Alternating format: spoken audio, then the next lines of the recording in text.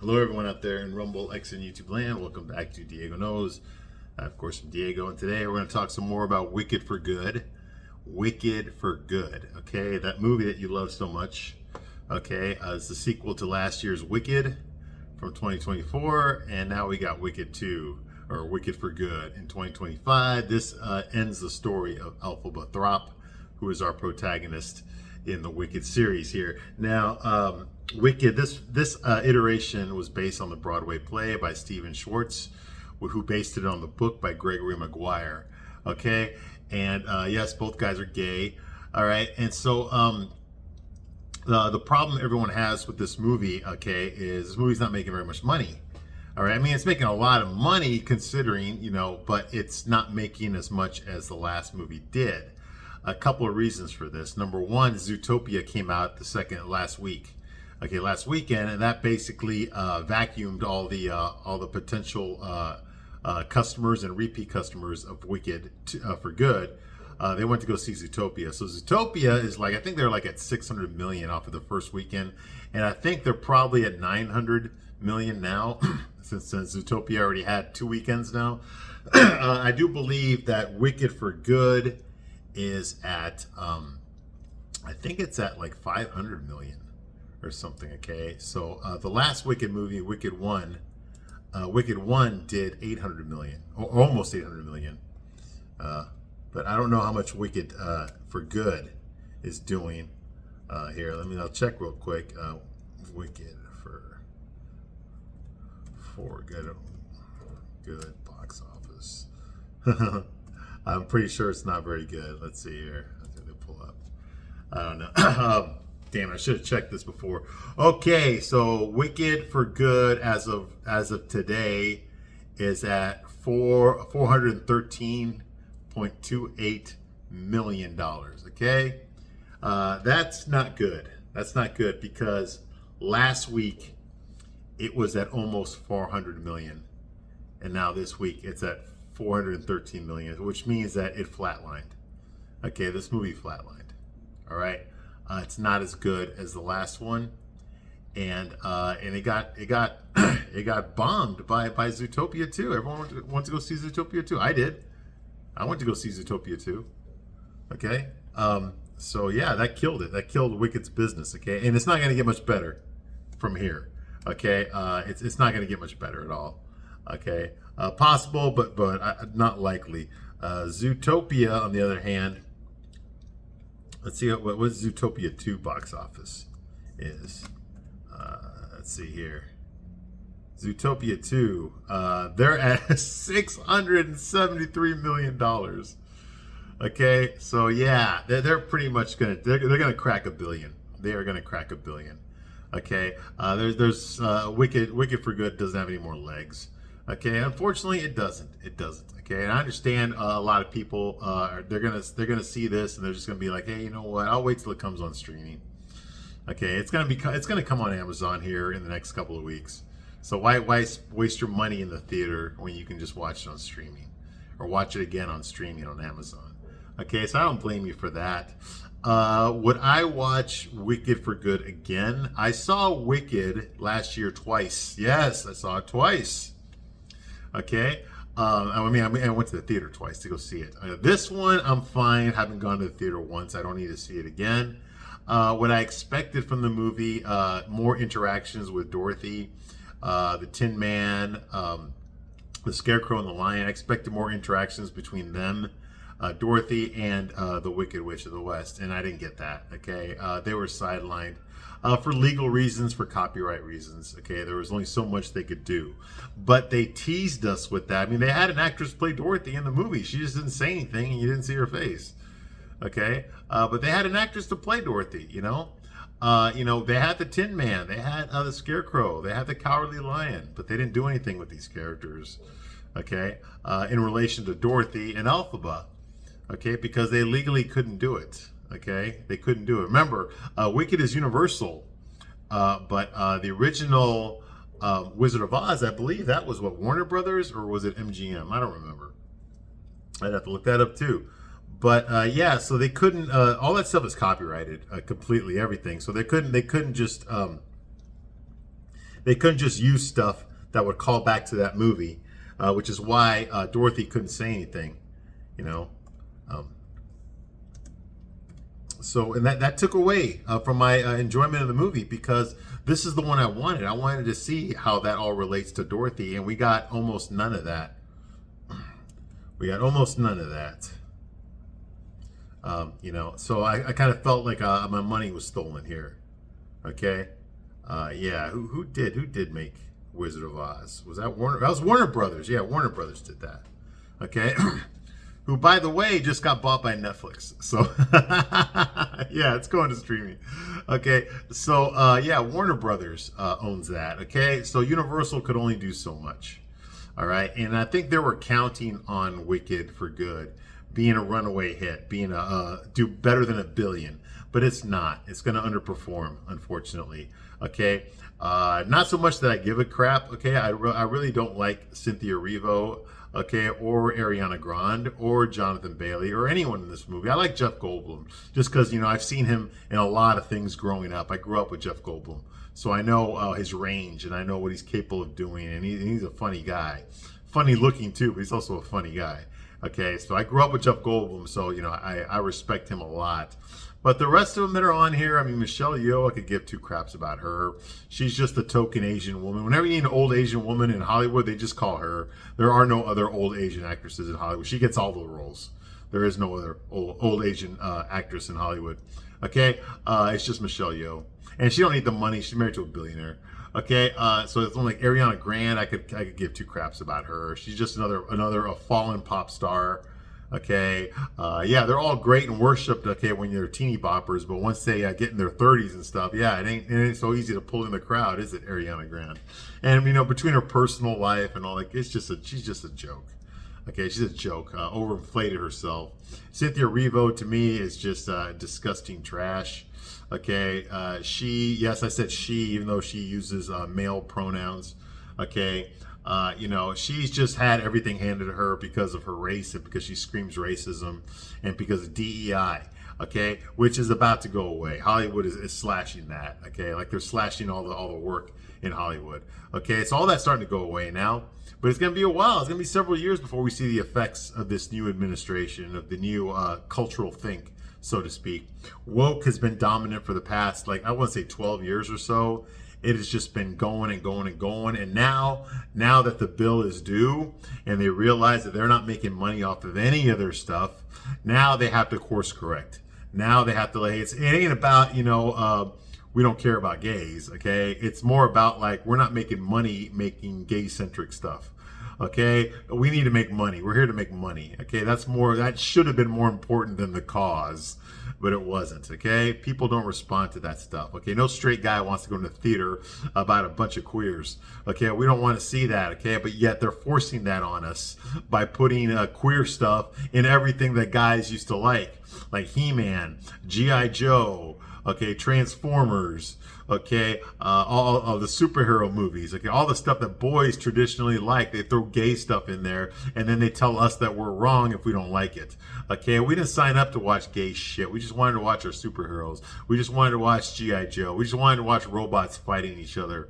Okay, we just wanted to watch predators attacking. We don't want to see some sort of gay porno shit, some Brokeback Mountain. Okay, that's not what straight guys typically want to see. Okay, and when you make your movies, okay, for us, but then you put that crap in there, guess what? You turn us off, and we're not going to go see. Not only we're not going to see this movie again, okay, we're going to tell other people not to see this movie, and we're not going to see any more movies that come out of the same company because we know what you're trying to do.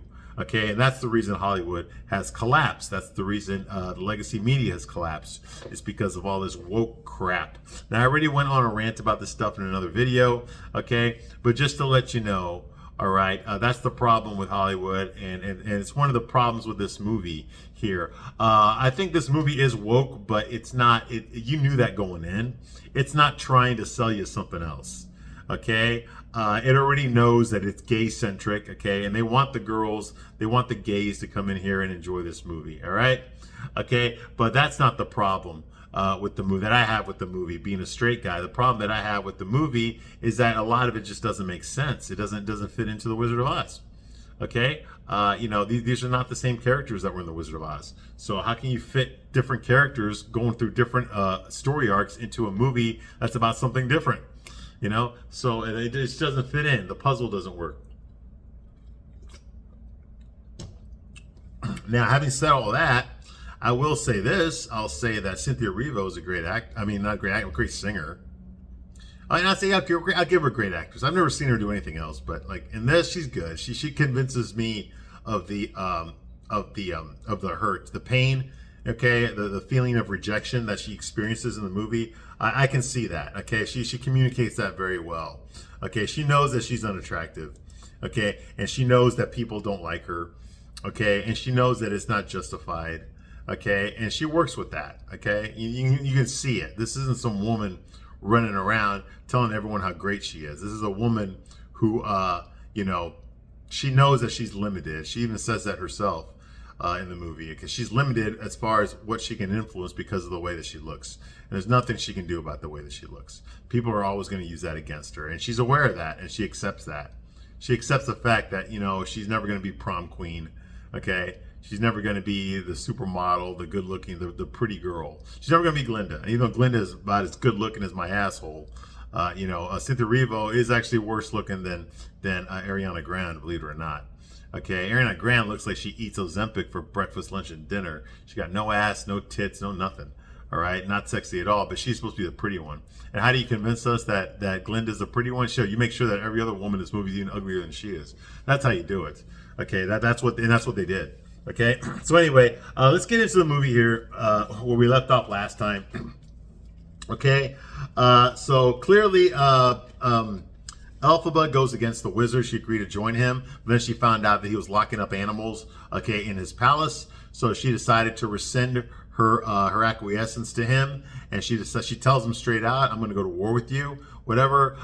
Prince Fiyero arrives. Okay, because they let all the animals loose, so Elphaba let them loose, so they stampede through the Emerald City, the palace.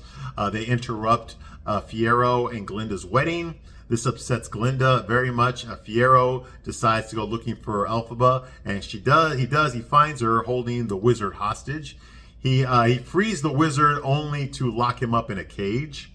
And then he announces to Glinda and the wizard that him and Elphaba are in love, and they're going to run away together. Ooh, got good-looking gay guy and ugly woman. Yeah, that's about right. Okay, so they decide that's going to happen. Okay, now Glinda, of course, is upset because she was in love with Fiyero.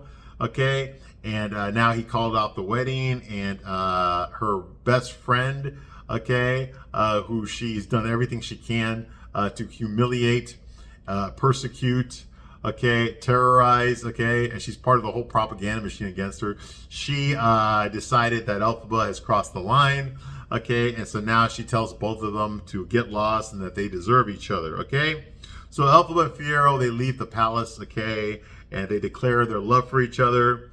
And then the wizard starts drinking. He's locked up in this cage, but they threw away the key, so even his own men can't get him out, okay. So so he needs a hair. He has somebody for a hairpin, and he's just getting drunk. I guess got a flask of some green stuff and a green flask, and he's just drinking that. That's the date rape drug that he carries when he wants to date rape women. Okay, it's like Rohypnol.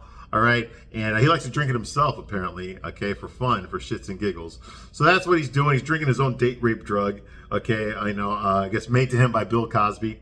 Okay, and when Madame Morrible arrives, okay, and the guards arrive. The guards arrive with buckets of water because Fiyero, who was their captain, told them to leave and go get buckets of water and bring as much back here as you can. So they did what he said, thereby leaving him alone with the wizard and Elphaba, okay, and Glinda, and thereby Fiyero proclaiming his love for Elphaba and locking up the wizard.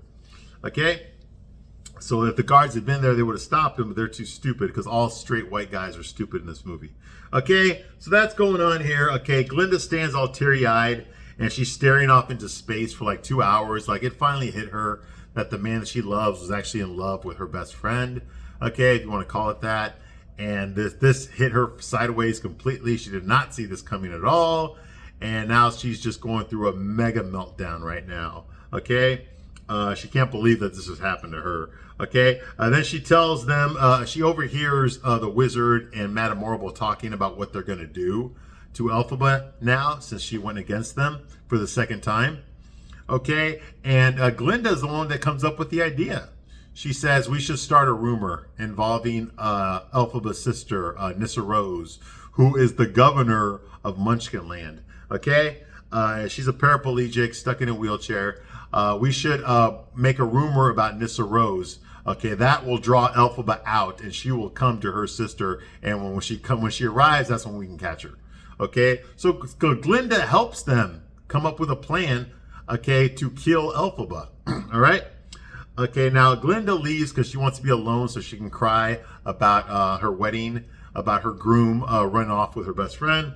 Okay, understandable. She's upset about this. Okay, but it was her idea to use Elphaba's sister as bait. Okay, to use Nissa Rose as bait to capture and kill Elphaba.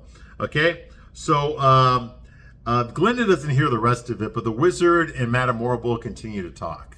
Okay, and they announce to each other that there is no way in hell Elphaba would ever fall for a rumor as bait. Okay, she's way too smart for that.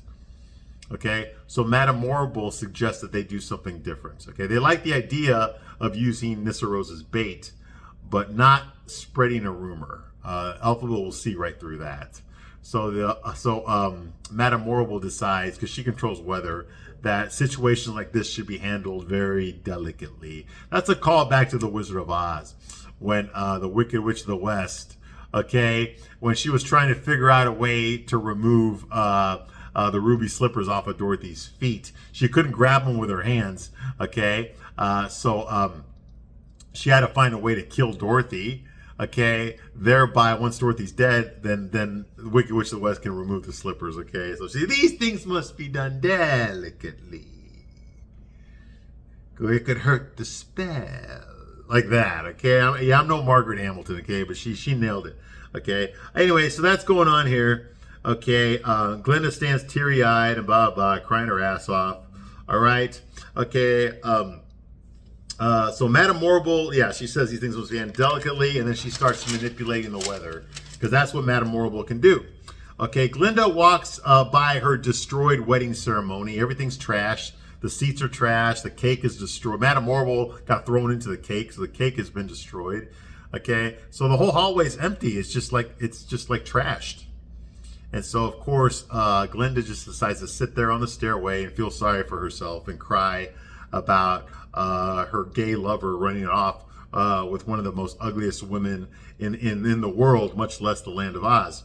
Okay, she's going to cry about that. So that's what she does. She cries about that. Okay, next scene, Elphaba and Fiyero, they arrive, okay, at Elphaba's treehouse. Yes, she lives in a fucking treehouse. Most powerful person in the land of Oz. She's got the Grimoire magic book. She's the only one who knows how to use it. Okay, and then she's got powers on top of that.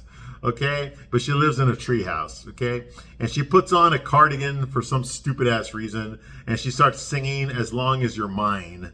Okay, that's some forgettable love song. Okay, I thought it was stupid. I don't remember how it goes or anything. It left no impression on me at all. But Fiyero says you're beautiful. Right there, I started laughing. I didn't realize this movie was a comedy. Okay, and Elphaba says stop lying, and Fiyero says it's not lying. It's looking at someone in a different way. Yeah, it's called beer goggles, motherfucker. Okay. Anyway, and so she flies Fiyero up in the air during the song. She flies him, okay, and tells him he's pretty, okay, and buys him flowers and all that kind of, and eats him out, okay. And then Elphaba says, "For the first time, I feel wicked." Oh God, get the hell out of here. Okay. Anyway, apparently they have sex. And by that, I mean she pegs him, because there's no way in hell that Fiyero is going to get a hard-on for this. And that's even if he was straight. Okay? They would have to attach like a popsicle stick and some scotch tape. And there ain't enough Viagra in the world, okay, to let this abortion happen, get consummated. No way. But apparently, we're supposed to be convinced that they have sex here. All right, moving right along, back at the Emerald City. Okay, Madame Morrible uses her weather powers to create a tornado. Okay, and the citizens of Oz start fleeing for shelter, okay, because she does this unannounced. All right. Meanwhile, Nissa Rose is still in Munchkinland, and she's the governor of Munchkinland, but for some reason pushing herself, I guess, using the wheels of her wheelchair. Okay. and she's screaming for Bach, the love of her life, the butt ugly Ethan Slater, who's actually in love with Glinda and wanted to leave Munchkinland and go to Emerald City and stop Glinda from marrying Fiyero. But Nyssa Rose, who's governor, created an ordinance that does not allow any Munchkins to leave Munchkinland at all without her written permission. So of course she ain't gonna give that to Bach, because she's in love with Bach and she wants him to stay with her forever. Well, Bach got tired of this crap. He decided he was gonna leave. Nyssa Rose decided to use the Grimoire because Elphaba was visiting at the time, and she screwed up the incantation, thereby killing Bach, making his heart shrink and disappear.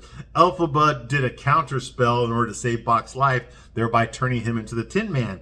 But he's not some happy-go-lucky Tin Man who just wishes he had a heart. He's a bloodthirsty killer Tin Man, okay, who's looking for Elphaba so that he can take that axe and cut her in half with it, chop her up into several pieces for turning him into a Tin Man. Okay, but anyway, he left Nyssa Rose. Now Nyssa Rose is in a storm, okay, with no protection, pushing her own wheelchair, okay, screaming for Bach, because all she knows that as the Tin Man, he smashed the door and walked out of there. So she's looking for Bach, okay, screaming for him as the tornado starts to engulf everybody. Okay, the tornado is causing damage. Okay, but apparently Elphaba and Fiyero are in the woods, and they're fine. There's no weather disturbance there. They're just like you're bumping uglies, and I do mean ugly, in the forest. They're just in the treehouse having sex. Like there's no storm, there's no thunder, there's no tornado, no nothing. They're just there. I guess it's happening over there somewhere. It's not happening here. Okay, so that's going on here. Okay, they just finished having sex, so they're doing something which is disgusting to say out loud. My God. Okay, anyway, Fiyero tells Elphaba that he has a castle that he's not using because he's a prince. He has a castle that he's not using. It'll be safe to live there. Okay, in one of his family's castles. All right. Okay, and Elphaba, for some reason, she was born with powers. She hears. Somehow she can sense that her sister is screaming for something. She can just like sense it. Okay, it's not explained how, but she can. She's screaming for Bach. She can like sense that her sister miles away is screaming for Bach and that she needs help. Okay, well, how would she do that? Okay, she's in the storm. Okay, how would she know that this? Okay, there is no storm at Elphaba and Fiyero's location. So how the hell would she know that her sister is suffering through a major tornado thunderstorm? Okay, in Munchkinland. It's ridiculous. It's ridiculous. But somehow she can just sense it with the force or some shit. Who knows? Anyway, Elphaba is having a vision, okay, of a house flying through the sky and crash landing on her sister Nyssa Rose. So she just sees this vision somehow. It's not explained where she had these precognitive powers from, but she does. And Elphaba leaves to help her sister, but tells Fiyero to stay. Tell the strong guy to stay, but she's going to go help her sister, okay? Elphaba says, like, will we ever see each other again? And Fiyero says, like, we will be together always. I need my beard. Because he's gay. You know, not just in the movie. He's gay in real life, too. Jonathan Bailey, he's a fudge packer. Okay, anyway, he says, we'll be together always. He says, and you can see a house flying in the air, but you can't see this. You know, that kind of bullshit, right? Anyway, Elphaba flies through the storm completely unaffected by it, okay, on her broomstick. Meanwhile, Fiyero is walking through the forest, and he comes across a cliff that he cannot cross, okay? And he encounters the wizard's flying monkeys. They see him, and it looks like they're going to capture him because he surrenders immediately, hoping that they rape him in the ass, okay, to get the stink of Elphaba off of him. But they don't. They actually just like wave him goodbye, you know, just to let him know that, hey, we're not after you. We're not going to capture you and bring you to the wizard. You're okay. You can go. We're one of the good guys, okay? That kind of thing. All right, so they agree. They actually want to join him now. They want to go where he's going, okay? So that's going on here, okay? And this leads us to the next day, okay? And I will talk about that in the next video. I got to cut this one short for right now. But I do thank you very much for watching this long. And I will see you soon in the next video, all right? Bye.